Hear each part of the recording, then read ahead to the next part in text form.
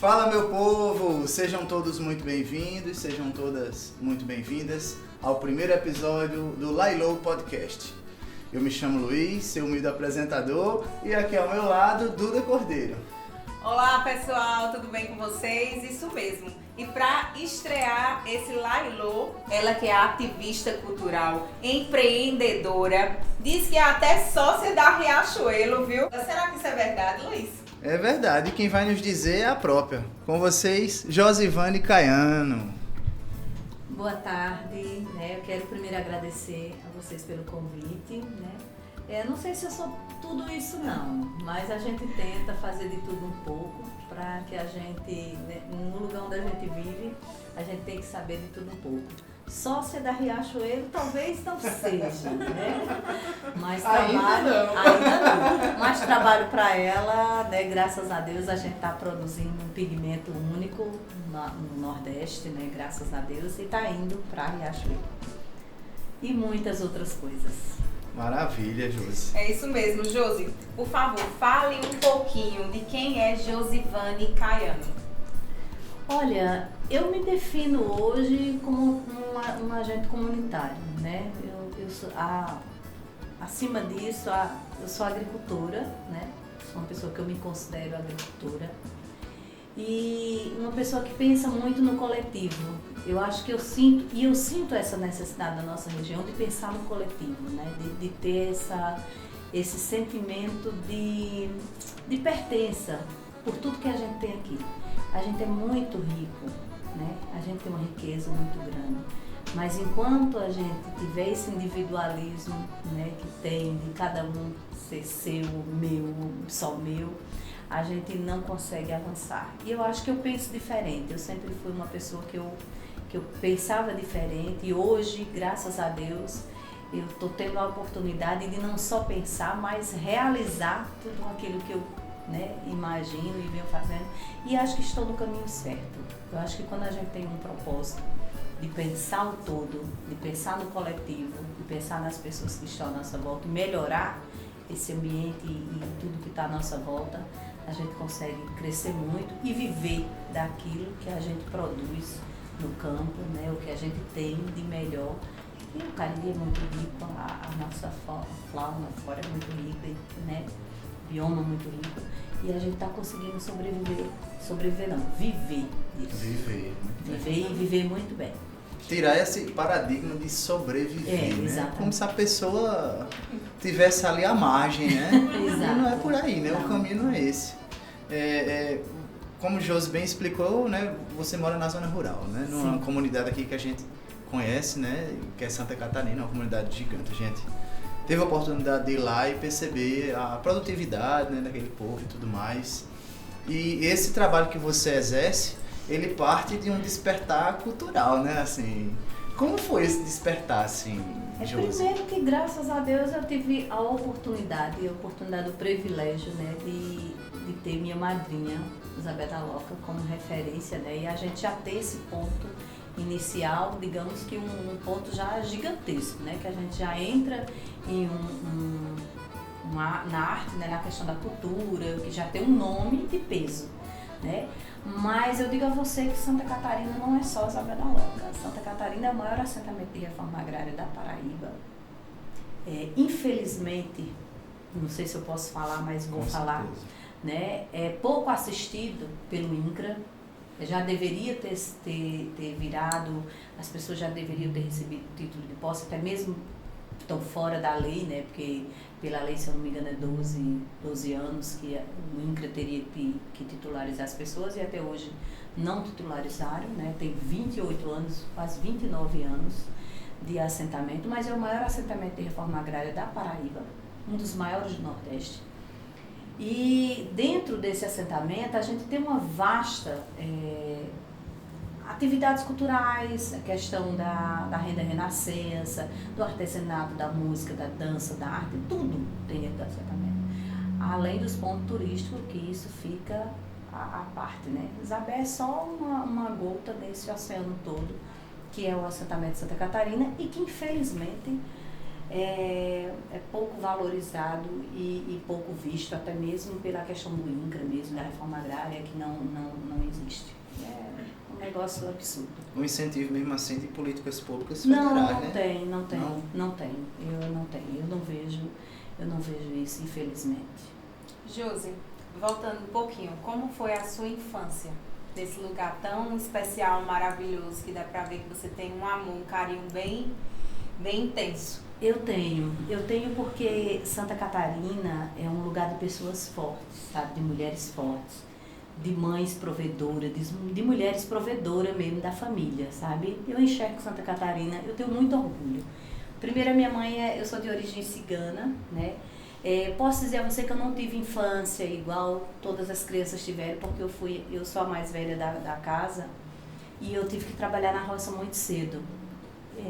Trabalhei também, passei muita necessidade, muita fome. Minha mãe vivia pedindo esmola na cidade para poder nos sustentar, né? Meu pai já era uma pessoa já mais velho, né?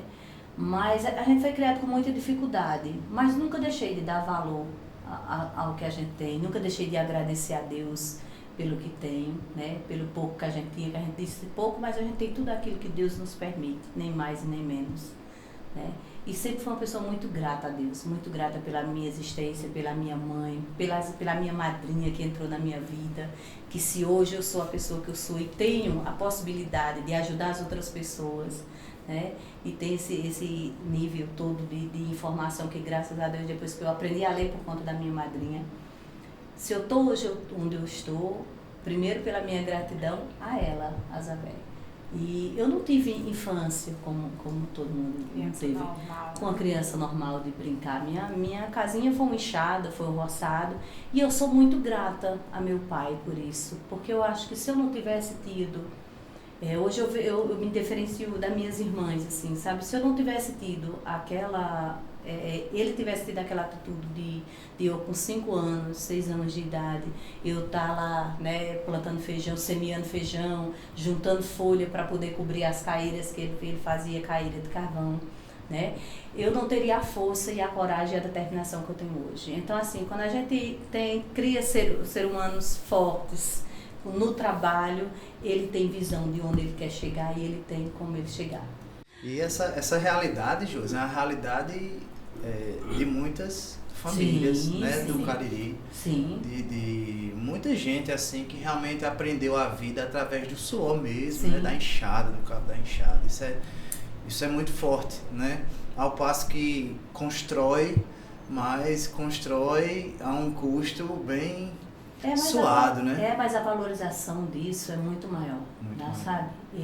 Eu, graças a Deus, através de tudo isso que eu passei na minha vida, eu aprendi a valorizar muito. Até as pessoas que estão à minha volta, sabe? Acho que a gente vive, né, em comunidade. Eu acho que eu tenho esse olhar hoje de melhorar a minha comunidade dentro das minhas possibilidades, né? Que a gente sabe que muita coisa... Hoje eu sou presidente da associação, né? Atualmente estou afastada por conta da política. Mas eu tenho essa necessidade de ajudar e de melhorar, sabe? E eu acho que cada coisa que a gente consegue com muito sacrifício, quando a gente bota o sacrifício, ele tem um valor maior, ele tem um valor, sabe? Você tem aquele sentimento de pertença por tudo que você faz. Pelo ideário, né? Isso. Bacana, Ô Josi, qual foi o impacto que Isabel da Louca causou na cultura de Monteiro e do Cariri? E teve agora o Festival de Cultura Popular Isabel da Louca, eu conversando com seu Zeca do Pio X, né? E a gente conversando sobre Isabel, né? O que era o pífano, antes da história do pífano, antes de Isabel e depois de Isabel, né?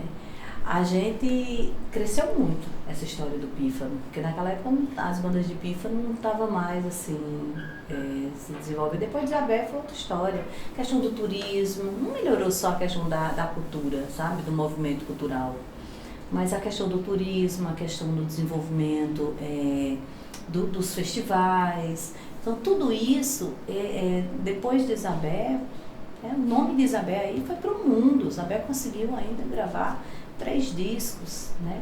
Isabel conseguiu fazer uma renovação de uma cultura popular que não existia. Uma revolução, né? Revolução, Verdade. entendeu? A história de Isabel é muito forte, né? E por isso que a gente está levando aí o legado, né? Ainda com muita dificuldade, porque a gente ainda é aquela história do sentimento de pertença que a gente precisa ter por aquilo que é nosso e aprender a valorizar o que é nosso. E aí eu ainda não vejo isso, eu ainda não enxergo, né? Mas eu vou continuar fazendo. Como que ficou a vida de Josivane, né? Isso. Josivane Caiano, como ficou a vida de Josivane Caiano após a ida de Isabel da Loca? Olha, eu ainda falo isso com muito... Eu ainda sinto muita tristeza, assim, pela ida dela, sabe? Porque, assim, Zabé... poucas pessoas entendem isso, mas Zabé foi a minha companhia, era a pessoa que eu mais preservava, né? Assim, que ficou comigo durante 23 anos direto, todos os dias.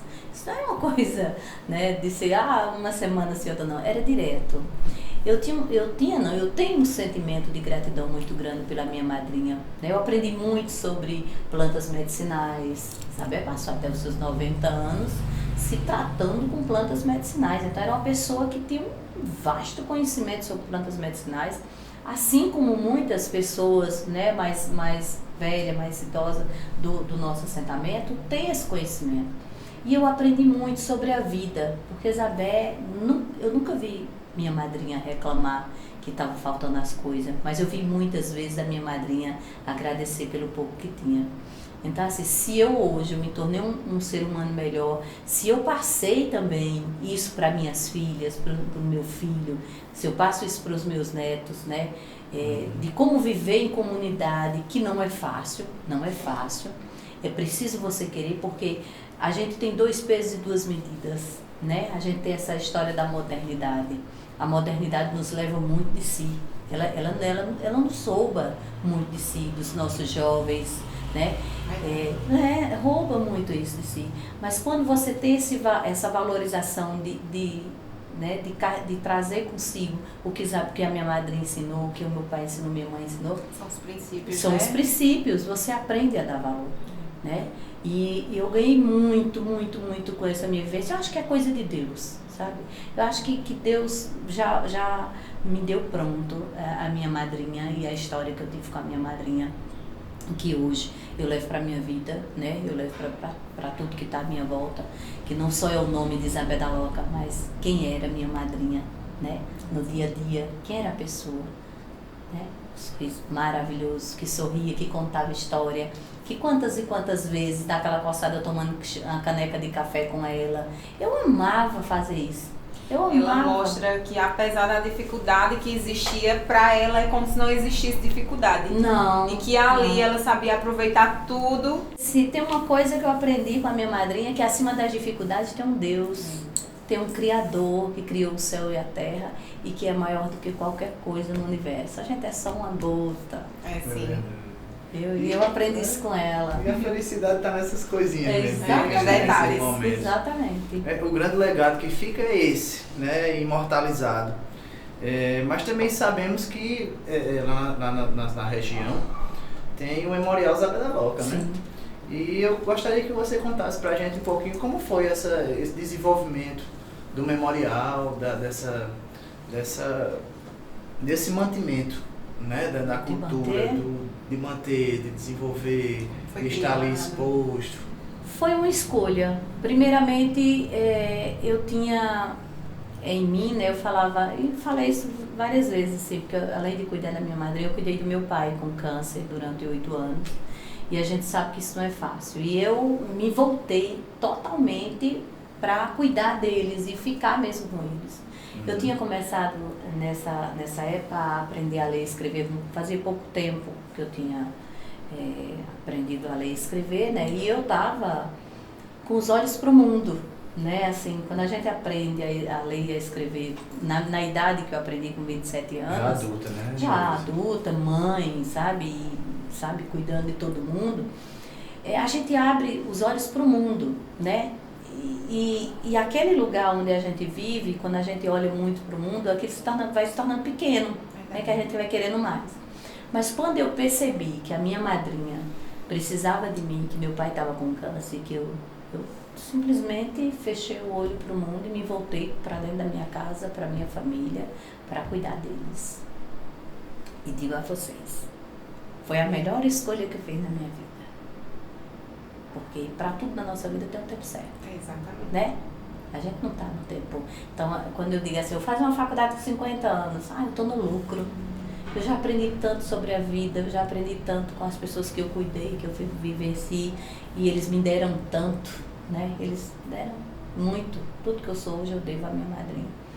Então eu me voltei totalmente para cuidar dela, e depois que ela faleceu, eu falava, não, quando ela falecer e meu pai falecer, eu vou sair do assentamento, eu vou procurar um emprego, eu vou trabalhar, eu vou fazer outra coisa. Mas eu falei, meu pai do céu. E aí quando eu vi, né, que depois, rapaz, se eu sair daqui, isso tudo vai acabar, porque eu acho que a pessoa mais interessada em montar um memorial e guardar a história da minha madrinha sou eu. Foi a mim que ela adotou, né? Foi comigo que ela viu a vida dela, né? Foi eu que cuidei o tempo todo. Então, assim, podia até ser que não, a história da Isabel não acabasse, mas ali é o lugar dela, era o canto dela, né? A história dela, a essência da minha madrinha está naquele lugar. E se eu fechasse as portas e fosse me dedicar, que eu sei que eu vou fazer isso, mas vai ter o tempo certo para fazer isso, né? E eu fechasse aquele memorial e não lutasse para manter ele, a história poderia correr o risco de apagar, né? Porque quanto turista e quantas pessoas eu recebo do mundo inteiro que vai interessado em ver o memorial, ver as coisinhas da minha madrinha, ver. Engraçado que as pessoas, poucas pessoas conhecem tão pouco de mim, que muitos falavam assim, quando Isabel morrer, ela vai pegar aquela casa, vai pegar a casa da comunidade, a casa da associação cultural, a casa é para deixar o legado da minha madrinha, a casa é para receber os visitantes, é as pessoas que vêm de fora, que ficam aconchegadas naquela casa, sabe? Aquela casa tem a minha história, a história da minha madrinha ali, né? E nada melhor do que cuidar daquilo ali. Josi, gratidão, sentimento de gratidão. Foi aí então que surgiu a experiência de desenvolver os projetos culturais econômicos lá? Eu não sei se se desenvolveu os para manter? Para manter a economia criativa daquele lugar. Duda, eu vou te dizer uma coisa. No começo e até então, a minha intenção de montar um memorial era só para que a história não se perdesse, para que a gente tivesse um espaço de contemplação mesmo para as obras, né, durante esse curto tempo da minha madrinha como artista conhecida e ganhadora de prêmios e tudo mais. A minha intenção era essa, era manter aquela casa para manter as memórias da minha madrinha viva, para que o assentamento e as pessoas da comunidade, eu até que nem tinha ainda pensado, né, que isso tudo fosse ter tanta repercussão como tem agora, mas tudo aquilo foi feito sozinha, tá? Eu não tive, a ajuda que eu tive foi mínima para manter, né? Teve no lançamento da Rota Cariri Cultural, teve sim um incentivo do Sebrae. O Sebrae foi lá, ajudou, falou, não, vamos mudar a história da casa. Aí, sim, mas até então, até o Sebrae entrar, era Josi sozinha. Depois que eles fizeram também, eu dei continuidade ao trabalho. E hoje é um dos pontos mais visitados da nossa região. A gente recebe turista do mundo inteiro lá. E agora com a história da Anileira também, agora está gerando renda para a comunidade, gerando renda. Assim, Josi, de maneira particular, eu lhe parabenizo, assim, que você... É verdade. Hoje a gente está vendo aqui um ser humano que não nasceu com nenhum mérito, não, não nasceu em berço de ouro, é uma pessoa comum igual a maioria de nós somos. Né? E que muitas vezes vem algum desavisado aí falar alguma besteira, achar que essa daí já pegou tudo pronto, foi tão fácil chegar até aí, e hoje está ouvindo aqui, né, que o caminho teve mais espinho do que flor. Foi. Não é verdade? Foi. Tinha tudo para dar errado. Às vezes eu converso muito com a minha irmã, eu tenho uma irmã minha que eu que assim, aliás, eu tenho 12 irmãs mulheres. Apenas. Uma delas, né, Josi? E tem um bocado de menino, né? O todo era 26, né? Hoje a gente tem acho 17 a 19 que a gente convive mais. A Josilândia, né? A fábrica. De 6 casamentos. Meu pai era namorador, o Zé Caiano era danado. Eita, seu Zé Caiano. Mas eu conversando com ela, assim, e a gente fica às vezes, né, na memória, porque eu fui uma pessoa que eu passei muita fome. Muita fome. A gente tinha tudo para dar errado. E uma frase que eu guardo muito da história da minha madrinha é que a gente tem a obrigação de ser bom. Porque tudo que a gente... Eu também, por ser cigana e ter a minha tradição calon, né, por parte da minha mãe. Meu pai não era cigano, né, era juron, como costuma dizer, pessoas do mundo, homem, pessoas que não são da mesma etnia. Eu queria mesmo saber dessa questão das suas raízes ciganas. Sim. Essa questão do calon, como é isso aí? São famílias, é? Como a gente assiste na televisão. O cigano é aquele que a gente assiste na televisão, dos Pink Blinders lá, que saem de charreta. Sim, antigamente as casas, sim, antigamente sim. Da época da minha mãe até a minha mãe ser roubada pelo meu pai, né, como falam. Porque naquela época o cigano não se misturava com pessoas de outro sangue, né? De outra raça, como eles chamavam. Que se chama Juron, né? Meu pai era Juron na língua deles, entendi, né? E a minha mãe Kalim, que é cigana. E aí, assim, eles andavam, eram nômades, viviam pelo meio do mundo, trocando com a charrete, com os cavalos e tudo mais, lendo mão, porque na verdade o cigano é só uma etnia, como o índio, como o caboclo, como o quilombola, né?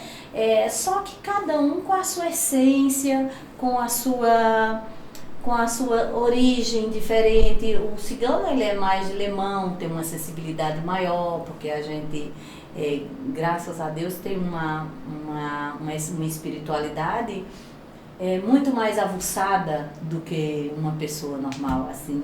Uma pessoa normal não, deve ser normal, né? Mas não é entre aspas, né? É normal, né? A gente tem uma conexão diferente. E o cigano ele tem muito da questão da troca e do lemão, do baralho cigano, essa coisa toda que a minha mãe saiu cedo do bando de cigano, como a gente chamava, né? E a gente perdeu um pouco não, a gente perdeu muito também sobre essa questão da língua, né? Do calon tradicional, que é a língua da minha mãe, que a gente aprendeu, mas aprendeu pouco, porque é uma língua muito difícil de conversar, né, de falar.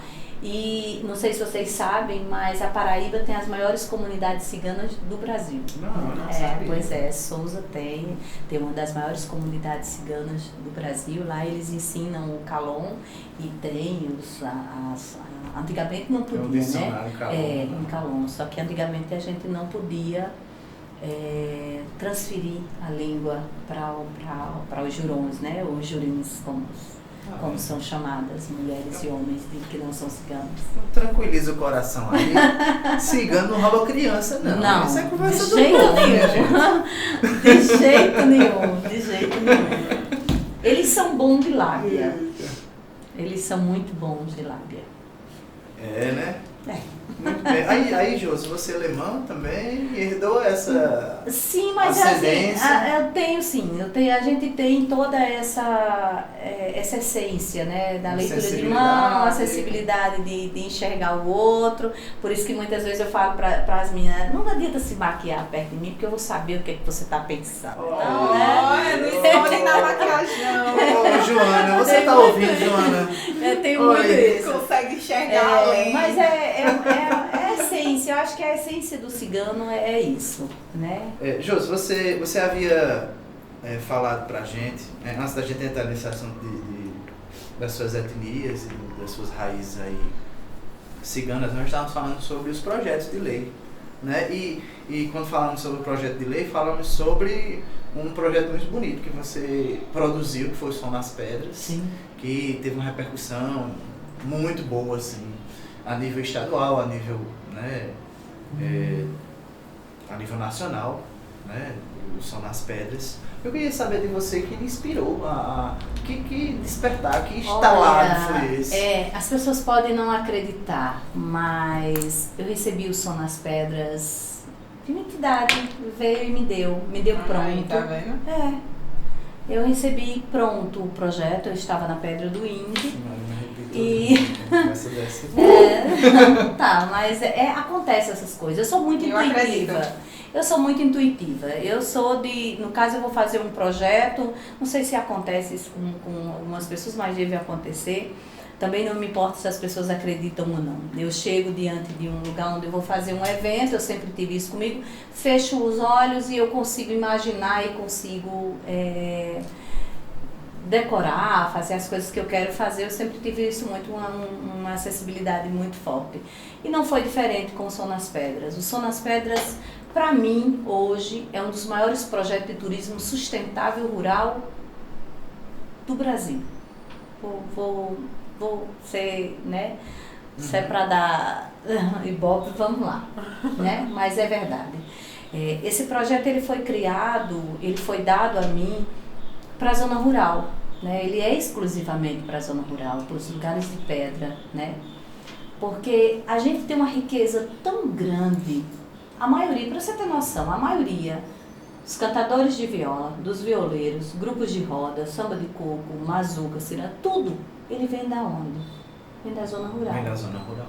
Né? Muito das nossas coisas, das nossas tradições, a galinha de capoeira, o xerém, o bode, ele vem da onde? Da zona rural. Então esse projeto, ele foi me dado, né? Ele já veio pronto, eu estava com um amigo, e o amigo falou para mim assim, se a gente poderia fazer um show aqui nessa Pedra do Índio, né? Que é a Pedra do Índio, para quem não conhece, é um anfiteatro natural. Lá foi considerado um cemitério indígena da época dos Cariris, que foram os primeiros habitantes da nossa região, assim contam a história. E ela tem uma acústica natural muito boa. E quando ele falou assim para mim, eu comecei a visualizar. Eu olhei para ele e falei, vamos fazer. Só que aquela visão, ela não ficou só na Pedra do Índio, mas ela se expandiu. Materializou. Que era pífano, poesia, repente, lá na Loca, lá na Lagoa de Isabé, mazuca, ciranda, coco de roda, na Laje das Moças, porque era o lugar do mestre Zé Preto, era o lugar da mazuca. Lá na Ribeira, que faz parte de Santa Catarina, tem muito mazuqueiro bom, muitas pessoas que cantam, que dançam mazuca e aprenderam com o mestre Zé Preto, que já é falecido. E aí vem a poesia, vem a questão poética de Expedito de Mocinha, que mora lá no barro, entendeu? Então, quando o projeto veio a mim, aí veio a questão da culinária, veio a questão do artesanato, veio a questão das trilhas, das plantas medicinais, da questão do conhecimento que eu tenho sobre a caatinga, sobre as plantas e tudo mais. Falei, nossa, quando eu passei pro papel, eu falei, meu Deus, eu não acredito que deu um projeto tão grande e que a gente tem uma diversidade tão grande para oferecer em um pacote. E aí eu criei o Som nas Pedras.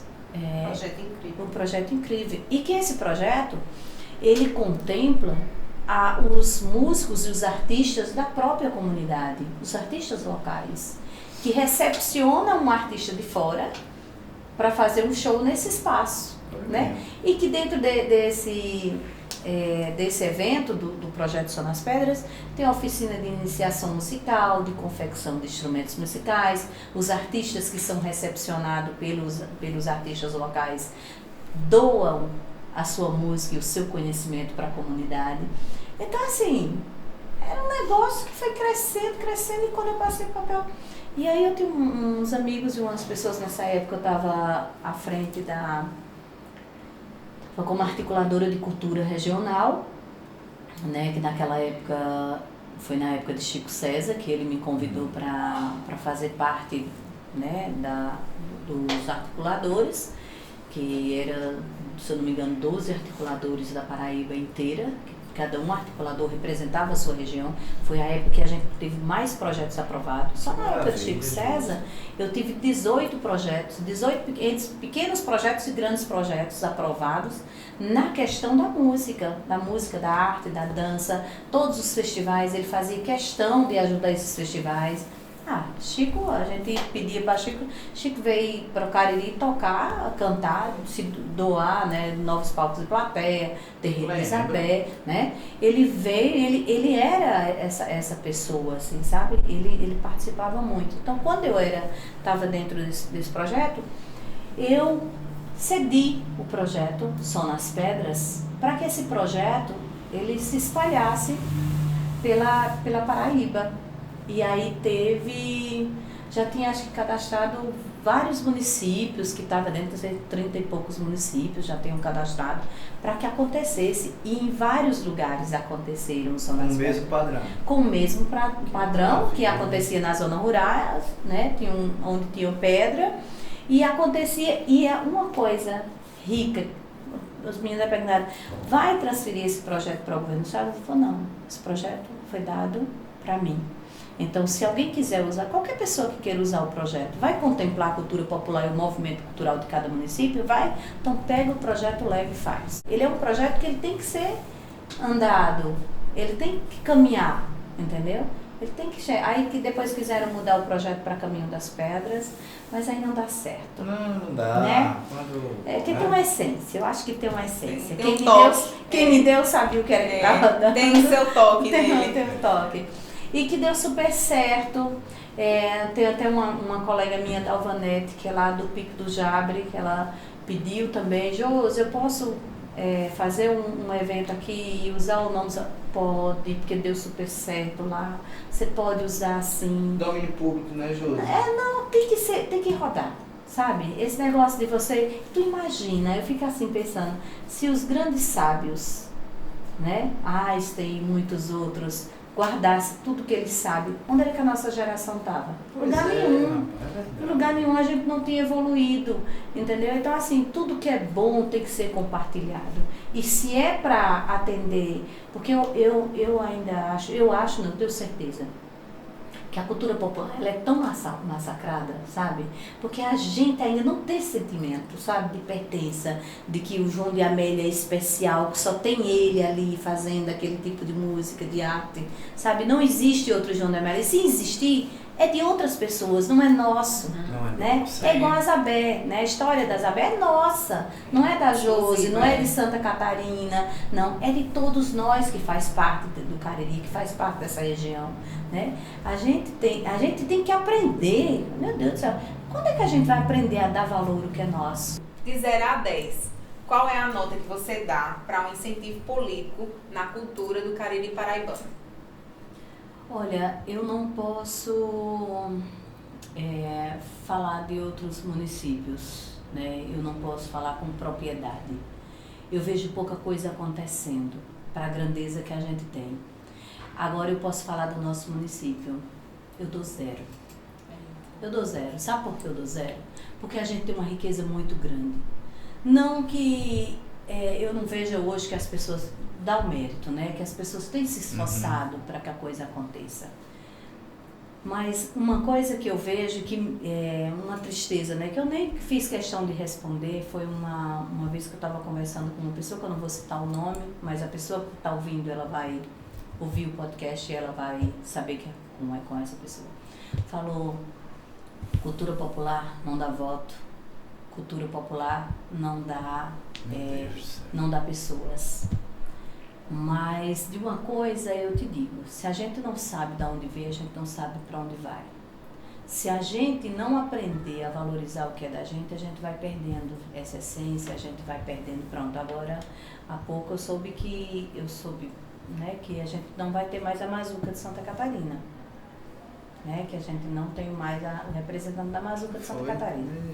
A gente não tem mais o representante, o seu João de Amélia já é uma pessoa que era a única pessoa que fazia a ciranda de roda com uma gaita, né? E que hoje ele já está velhinho, não vai conseguir mais fazer, está cansado.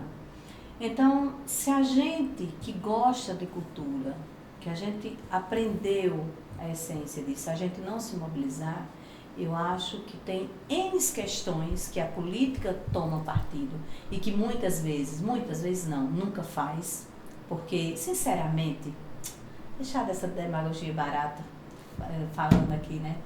Eu acho que todo mundo está interessado mesmo no seu próprio umbigo, sabe? E que a coisa não acontece, porque eles ainda não têm esse olhar, né? Ele não tem olhar da importância que isso tem para o Cariri. Sabe quando é que as pessoas veem que as coisas são importantes, Duda? Quando vê uma Globo. Eu ia falar isso agora. Chega e sabe? já pega as coisas prontas. Que pega as coisas prontas, mas as coisas a gente tem que cativar elas. Pensa que é fácil tomar essa iniciativa de cuidar de um memorial? Eu gasto energia, eu gasto internet, eu boto um pipa d'água por mês. Hoje a gente liga para a prefeitura e eles ajudam, né? Disso a gente tem a ajuda. Mas antes eu pagava R$220 no pipa d'água. Manter aquele espaço limpo não é fácil, de jeito nenhum. Hoje tem um círculo turístico muito maior, sabe? Mas enquanto a gente não tiver uma política pública voltada diretamente, tiver um projetista de qualidade, que hoje a gente já vê algumas pessoas fazendo projetos, sim, mas que a gente não se iguala, o Cariri nunca vai se igualar a projetista de Campina Grande, de João Pessoa e de outras regiões. Não, a gente não quer igual, a gente quer que a coisa aconteça. Então, enquanto o gestor público não tiver essa visão de que tem que estar acompanhando esses editais, que tem que estar dando amparo e manter essa produção cultural ativa, né? A gente só aprende a gostar das coisas quando a gente convive com elas.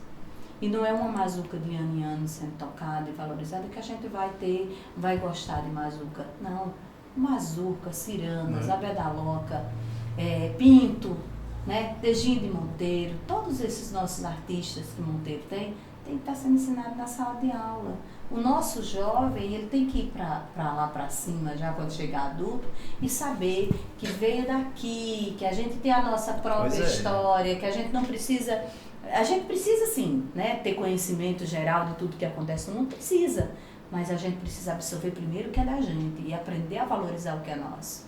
Então, se hoje eu chego aqui e falo que não tem um incentivo direto e que a coisa acontece de ano em ano, me perdoe quem quiser, mas eu não vou mentir para agradar ninguém, né? Eu não vou mentir porque eu sei porque eu tô lá todos os dias. Quem tá do lado é você, quem tá desse lado. Então, assim, eu acho que tem como fazer isso. Não precisa ser muito, mas se a gente tem uma rede de apoio, que a gente pode contar o tempo todo, que a gente pode fazer os eventos, que a gente pode pegar esse mestre e levar para dar oficina uma vez por semana dentro de um, né? Inserir as nossas manifestações e tradições culturais dentro das escolas, que a gente, né, tem esse sentimento de pertença por aquilo que é nosso. É preciso vir uma pessoa do lado de fora, é preciso vir uma Globo para dizer que Isabel é importante? Não, eu sei que Isabel é importante para a história da minha comunidade, eu sei que Isabel é importante para mim. Né? Eu sei que o mestre João de Amélia é importante para mim e eu respeito.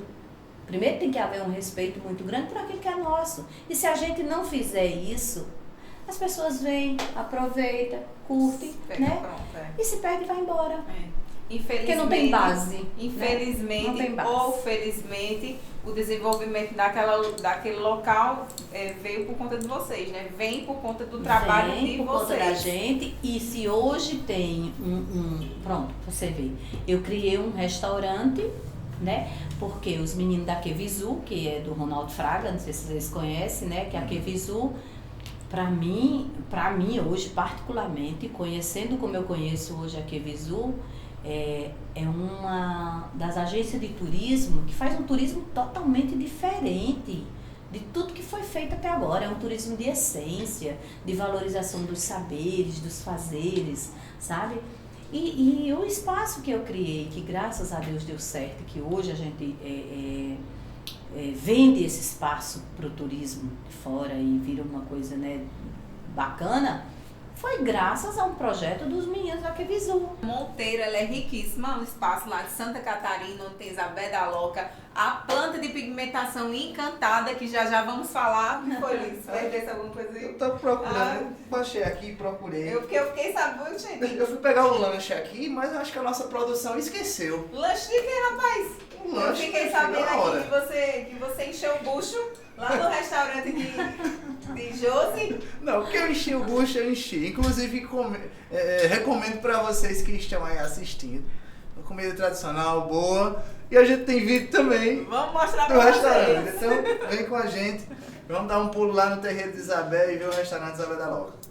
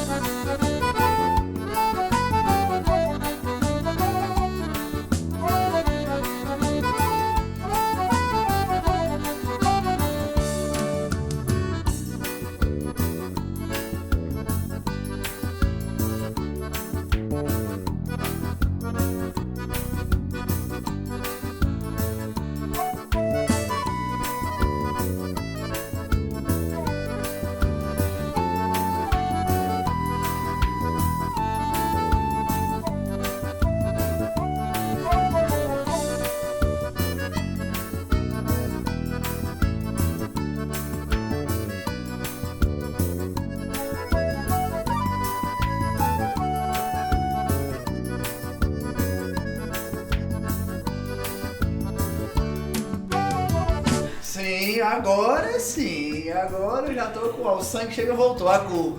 Depois da gente degustar essas comidas maravilhosas, Josi, como foi que surgiu a ideia do restaurante da Casa do Isabel da Loca? Olha, tá tudo dentro daquele processo lá do Ronaldo, né? A gente já servia, a gente tinha um pequeno espaço numa casa que a gente tinha lá. E a gente já fazia galinha de capoeira, buchado, xerém, essas nossas comidinhas tradicionais da gente, né, regional. E aí surgiu dentro do projeto Expedição Cariri, que a gente deveria ter um espaço que tivesse a cara do Isabel. Mas como fazer o cara sem grana, criar um espaço, né? E aí veio essa coisa também rapaz, eu vou fazer um espaço natural, né? Tirar da madeira no extrativismo, né? Às vezes eu até me policio muito sobre essa questão, sabe? Uhum. Do manejo da retirada da madeira, da caatinga, de fazer esse. Aí mandei retirar a madeira, fiz as coisinhas direitinho e virou aquele espaço que vocês... Acabou de ver, né? De ver, né? Que, inclusive, pessoal, vocês vão lá conhecer, visitem, maravilhoso, aconchegante, comida tradicional da região, feita na panela de barro. Uma delícia, viu, Josi? Muito obrigada. Né, Luiz? E o preço, ó, cabe no bolso, decente. Todos lá, Josi, abre no final de semana, normal? Fala aí pra galera. É só por encomenda, viu? O espaço de Isabel, eu poderia estar com ele aberto, já tive propostas, né, para que funcionasse direto, mas aquele espaço ele é muito especial, é um espaço que as pessoas vão lá, aproveitam aquele espaço, não é um espaço para que a gente... às vezes as pessoas dizem, vai lá tomar uma cervejinha, uma cachaça. Não é um espaço, sabe, para você ir para farrar, não. É um espaço de visitação. Calmaria. De calmaria. Eu acho que é um espaço de renovação. A gente também tem uma ilha de cristais de quartzo, onde as pessoas também vão lá fazer meditação.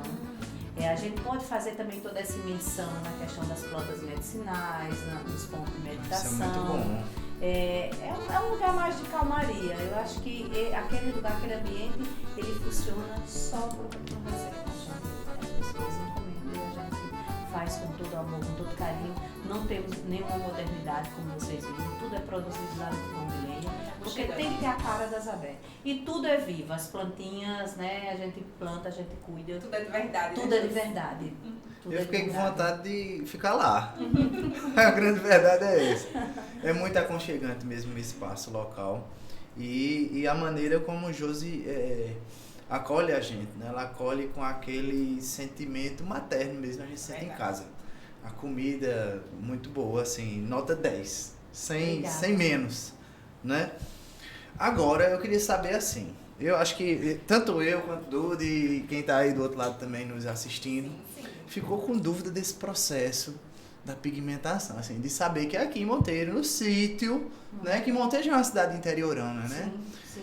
De que aqui, né, na zona rural de Monteiro, é produzido um pigmento que serve para pigmentar as roupas que vem naquela marca famosa Riachuelo, né? Que todo mundo compra lá no shopping e tá saindo daqui a matéria-prima. Eles estão criando, na né? verdade, né? Eles estão criando uma linha, acredito que vão criar uma linha exclusiva para fazer, porque é um processo todo orgânico, é um processo que levou um bom tempo, né? Eu fui muitas vezes chatada de doida, né? Porque eu chegava com as mãos, passava muito tempo com as mãos azuis, né?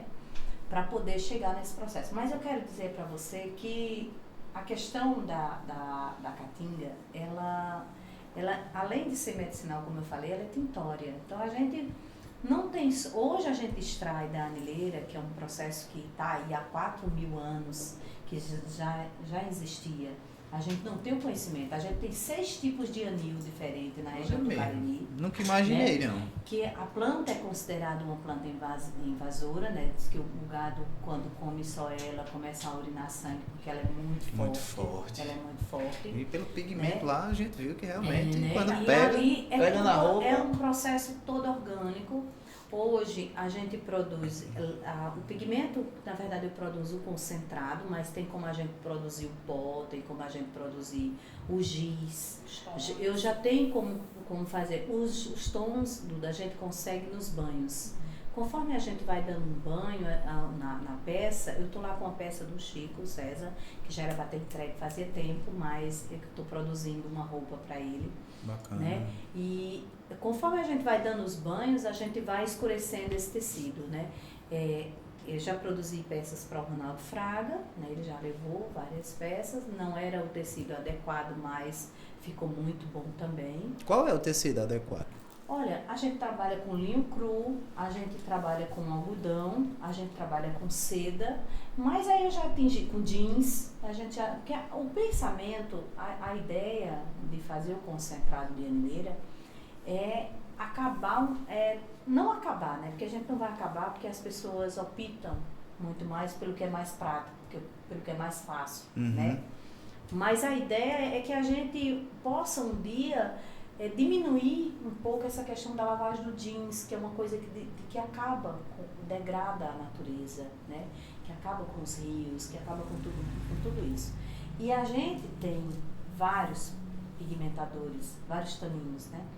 Porque para você ver, a nossa região tem uma planta que é capaz de pigmentar o couro, de conservar, que é o angico. Olha mesmo. Só que a gente faz hoje lá em Santa Catarina, a gente está colhendo no extrativismo, tirando aleatório, né? Mas também está plantando, a gente está conhecendo. Hoje a gente tem uma ajuda, que a gente tem assistência técnica do INSA, da Paraíba, né? O INSA Instituto de Pesquisa, que nos dá assistência técnica para a gente melhorar a questão da planta, né? De como ela se adapta ao solo, ver a questão de poda. Então assim, eu fui conhecer sobre uma planta que está aí, que todo mundo acha que é invasora, que não protege, ela protege o solo, a gente está estudando muito sobre ela e está plantando também. E é permitido, né? Esse processo que fica claro, sim, assim, né? Pelo sim, IBAMA. Porque também não está destruindo a mata nativa, né? Pelo contrário, a gente tá plantando, entendeu? A anileira, ela é uma planta rasteira, não é considerada uma planta de proteção ambiental, não é considerada. Ela se reproduz é importante isso. Se reproduz fácil, né? E também não é uma árvore, é um arbusto. É arbustiva, né? É rasteiro. E que aí eu fui aprender sobre ela e que ela é maravilhosa, maravilhosa. E nada se perde. E nada se perde. José, a gente teve o prazer, né, Luiz, de passar, ver o passo a passo lá da produção. Fala para os nossos telespectadores como é feito esse passo a passo, qual é todo o processo, a retirada e repor a planta de volta para o meio ambiente. Conta pra gente. Olha, é uma coisa que as pessoas, só se a pessoa quiser acompanhar o processo, que o processo é um pouco difícil, né? Porque assim, a gente tem hora de retirada dessa planta, a gente vai às 5 horas da manhã, 4h30 para 5 horas da manhã, porque é uma planta... Já é um horário, né? É, porque ela desidrata muito fácil, muito rápido, né? Tem que ir para os tanques de água, então tem um processo de oxigenação, um processo de decantação, né? Umas palavrinhas que eu acho que, né, poucas pessoas vão entender. Mas é sobre isso. Entendeu? Mas aí depois as pessoas vão lá na internet, procuram saber sobre o que é decantação e oxigenação. E é o que acontece de lá, e depois a água que a gente retira da sobra disso, porque ela depois da oxigenação ela decanta. E aí essa água é um adubo orgânico que a gente reutiliza, então a gente não perde nada da planta. Os caule e as folhas dos galhos desidratados vão para o solo, são revirados na terra para plantar mais, e a água que é retirada, que na verdade o que fica de concentrado, a gente ainda tem uma porcentagem pequena, que é uma coisa que a gente está trabalhando também nessa questão do rendimento. A gente utiliza isso como adubo orgânico e já foi testado e retestado e está tudo bem. E a gente tem um viveiro de mudas, que hoje a gente está com mais de 2.000 pés que a gente está plantando, e já tem agora a nossa primeira colheita das plantas que a gente já vai produzir semana que vem, já retirando com o que a gente plantou. Já fazendo ciclo. Que maravilha. Ela, na verdade, uma planta daquela a gente faz até 5 podas por ano dela. E aí também tem que saber o tempo certo de colheita, não é qualquer planta que vai dar o pigmento, entendeu? A gente também tem feito esses estudos. Falando em Globo, é Globo Repórter ou Globo Rural? Não. A gente já fez uma edição no Globo Rural, edição Tô sabendo, você, além de tudo que eu falei no início, você ainda tá aí nas televisões para o mundo. Global. Dia 7 agora. Dia 7 não, mas... Olha ali. Dia 7 agora, sexta-feira, a gente tem uma edição do Globo Repórter, onde eu faço parte de um grupo de mulheres da região do Cariri, que desenvolvem ações voltadas para o turismo, para a cultura, e que está...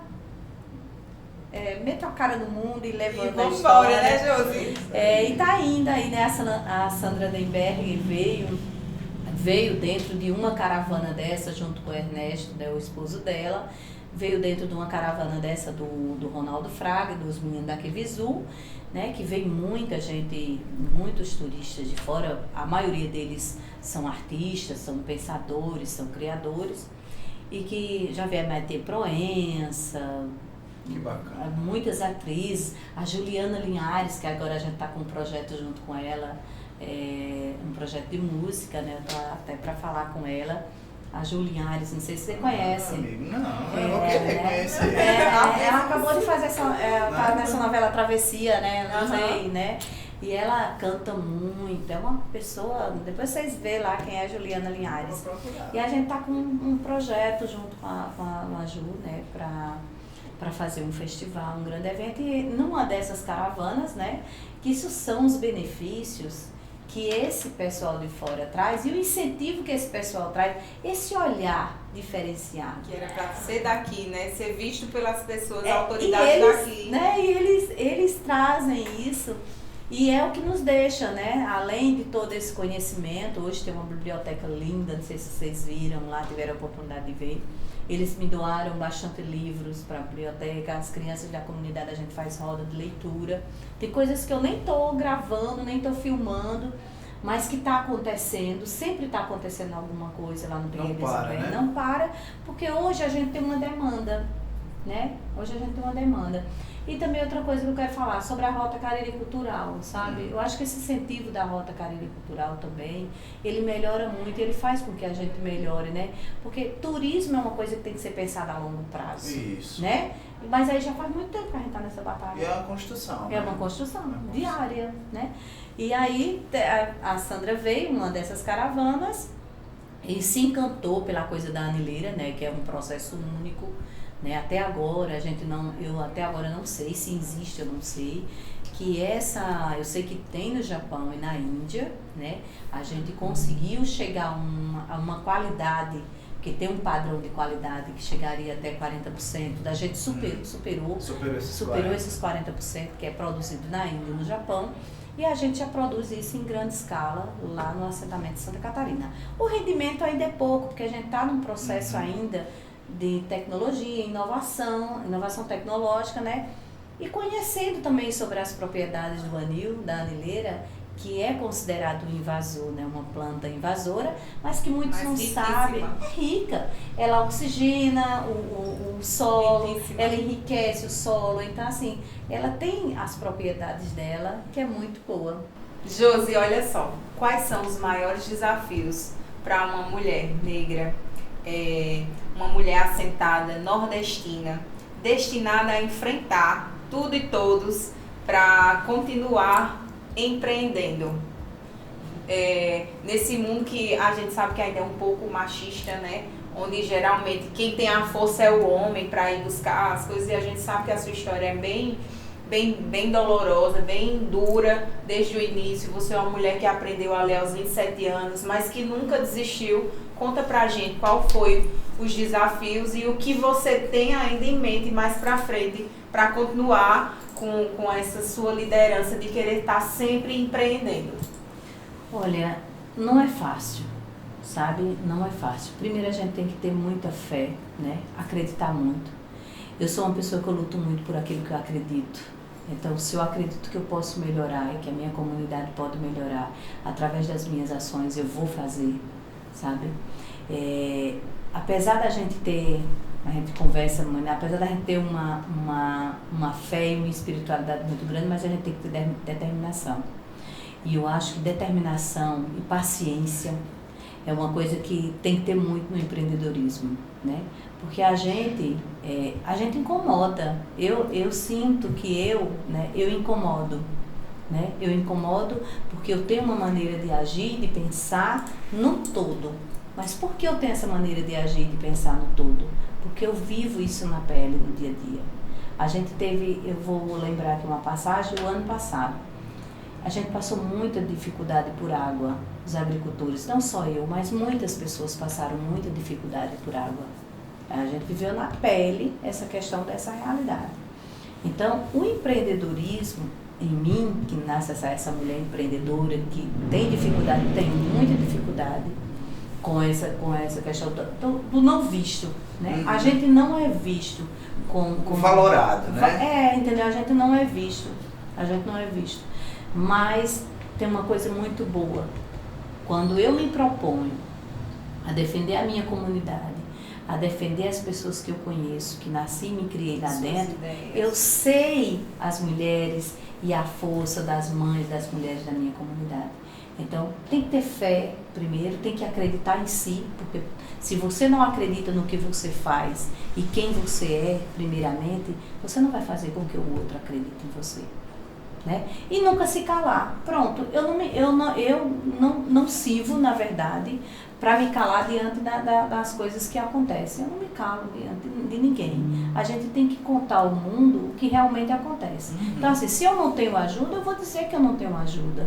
Eu não vou agradar ninguém, né? Eu vou continuar fazendo os meus projetos, eu vou continuar porque isso está em mim, isso é meu, é minha essência.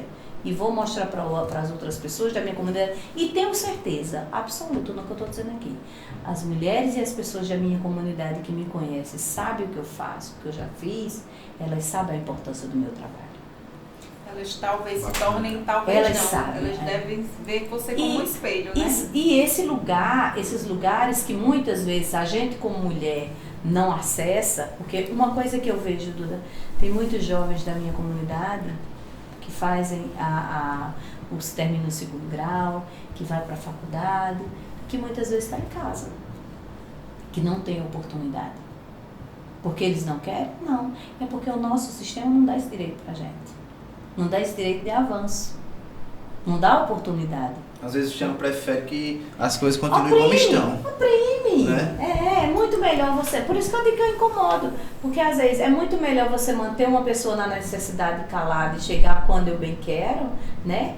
É o escravizado, né? Nesse sentido. Escravidão moderna. Exatamente. E eu nunca me senti assim. Eu sempre fui capaz.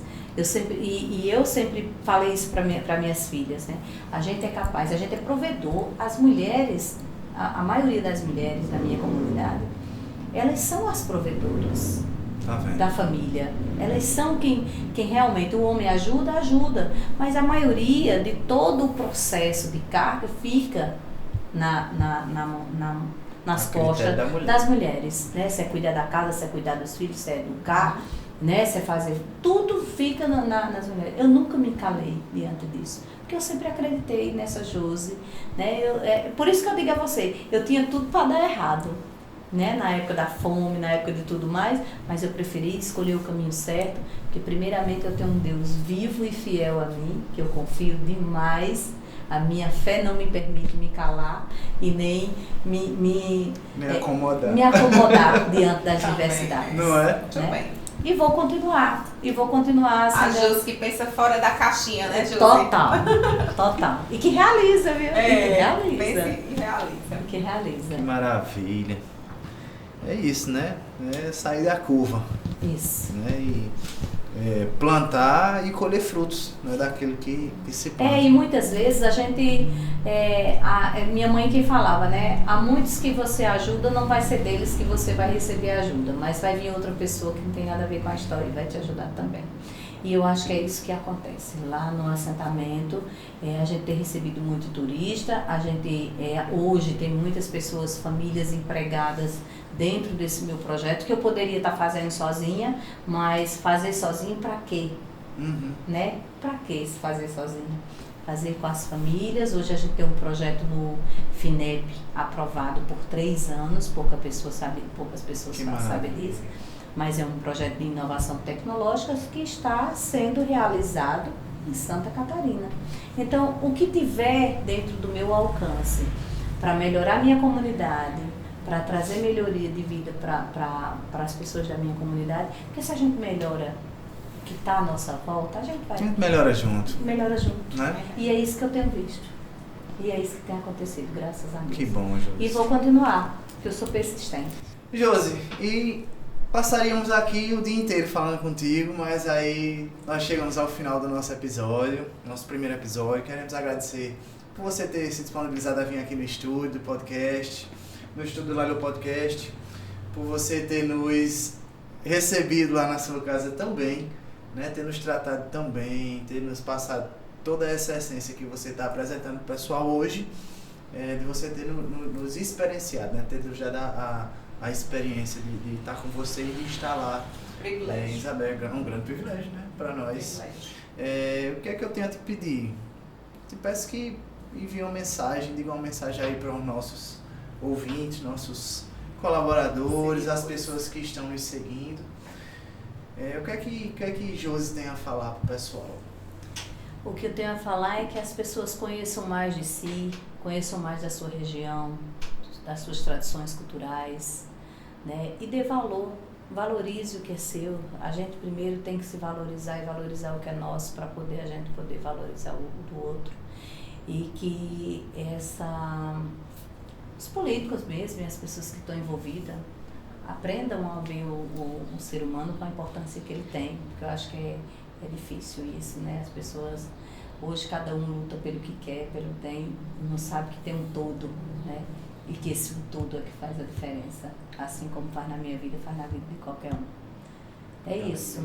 Eu vou continuar fazendo as minhas coisas, continuar trabalhando com fé em Deus, mas dê valor a tudo que tem, ao bioma, a cultura, o movimento cultural, os mestres culturais, das nossas tradições culturais, porque assim a importância que a Isabel tem hoje para a cultura, toda essa cadeia que a gente tem, seja do artesanato, das rendeiras, de tudo mais, isso é nosso. Isso é nosso. E a gente tem que valorizar o que é nosso. Quem arruma a nossa casa somos nós. Isso aí. E aí, Josi, já entramos na modernidade, né? Qual é seu Instagram, Facebook, WhatsApp?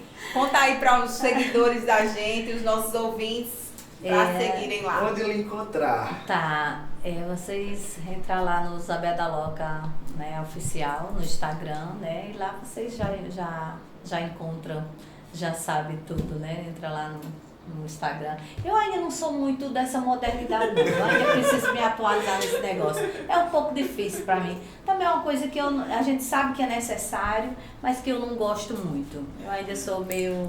Mas é lá, é Zabé da Loca oficial. Segue Josi, segue o perfil de Zabé da Loca e segue também os nossos colaboradores, né? Nossos apoiadores. Nosso projeto não anda sozinho, né? Nós temos nossos apoiadores, Central das Tintas, na Rua de Campina, em Monteiro, RO Licitações e Freehead Chapelaria. Seja também o nosso parceiro, entre em contato com a nossa equipe de produção, nosso Instagram é lailo.oficial e também vocês ficam por dentro de tudo que vai acontecer aqui no nosso estúdio e os próximos episódios. É isso aí, pessoal. É com muita alegria e prazer que recebemos essa figura incrível, Josi Caiano, aqui no nosso estúdio, inaugurando o nosso primeiro episódio do Lailo.oficial. Segue, curte e compartilha, né, Luiz? As pedras estão na mesa.